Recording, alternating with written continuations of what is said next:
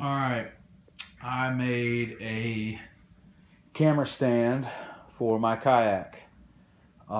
This will be used for my iPhone because I don't have a GoPro at the moment, but when I get a GoPro or something similar, I'm still going to use most of what you see.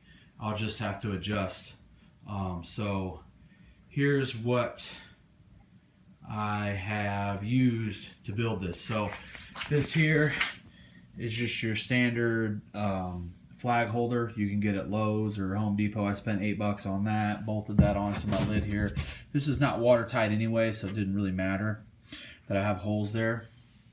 And then I took this broomstick, I sawed it off to I don't know, that's about 3 foot long, I guess, maybe 2.5.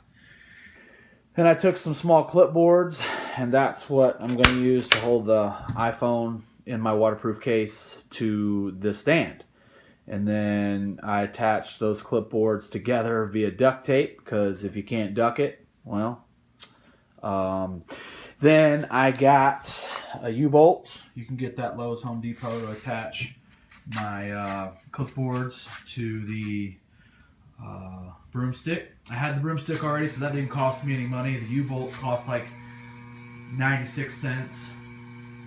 The like I said, the flagpole holder was $8, and I bought 2 little clipboards with this these clamps, but then I realized that this wasn't going to be big enough to hold the end of my waterproof case, so I had to use another clipboard I already had with a bigger clamp. But anyways, the clipboards I bought cost me $4. So $4 plus $1 plus $8, it cost me $13 to build this. Probably would have cost closer to $20 if I'd had to buy the broomstick, but that is my do-it-yourself camera stand that, as of right now, functions for an iPhone, which is what I film with. But moving forward, I would keep, obviously, the flagpole holder and the broomstick. I would probably take this off and mount something else up here to hold the GoPro, and that's how I go about that. So let's test it out and see what it looks like with me sitting there in the kayak, and let's see what I can see out in front of me. All right, so this is test run number 2. I took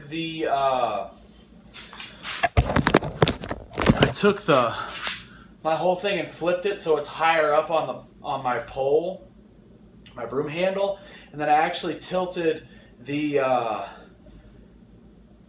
flagpole holder forward, because if it's up, I still want to be able to see what's in front of me. So I'm actually going to sit down with this and get a rod, and hopefully I don't break my rod pretending to cast, but I want to see what this looks like. So let's play with that for a second.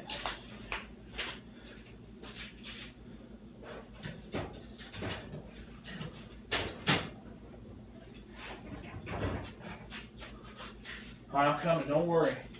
I'm coming. So here we go. I'll break my rod. Won't be casting like this because that'll just hook more of my rods, but let's see what that looks like from out here. I don't know how far ahead of me you'd be able to see, but from here it looks like it's going to work, so we're going to stick with that. And the real test will be on the water. Alright, here's the final product of my iPhone kayak mount. That's had to play with a little bit to feel like I would get the best video. I still obviously will have to get this out on the water to see, but you can see that I do have it angled a little bit forward, and I felt like that would give me the best of the both worlds, seeing me in the video while also being able to see what's out in front of me on the water, maybe working a fish or actually working my bait or whatever. I added real quick just that pool noodle to the length of the broom handle, because heaven forbid I'm out flying across the water in this Pelican kayak, you know, at a freaking stealthy, super fast, you know, like half a knot, and this thing comes flying off with my camera still attached, which, by the way, this that thing does a good job of hanging on to it. So especially, and this is what I put my phone in. It hangs onto this really well with the other clamp going on the end. This is a waterproof case, so this ain't coming off of that clipboard. But if this were to break off somehow and go in the water, I can turn around and go get it. So for, you know, 20 bucks, if you had to buy every single part, I feel like this is going to work really well. So hope this is helpful.